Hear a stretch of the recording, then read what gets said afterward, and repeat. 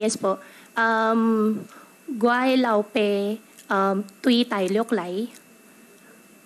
Continue. Gua si Tiongkok lang.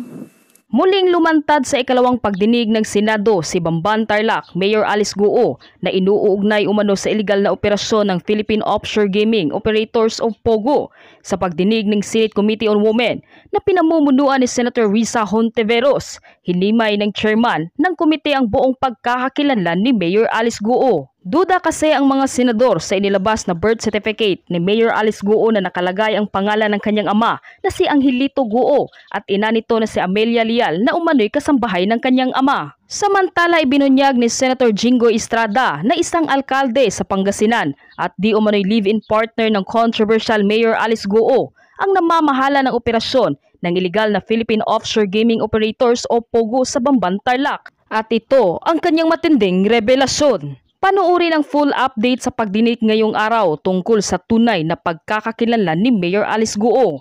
Panuurin, pakinggang mabuti at kayo na ang bahalang humusga. Ngunit bago tayo magpatuloy, huwag kalimutang i-like, share, subscribe, and click the notification bell for more updates and for more upcoming videos. Maraming salamat!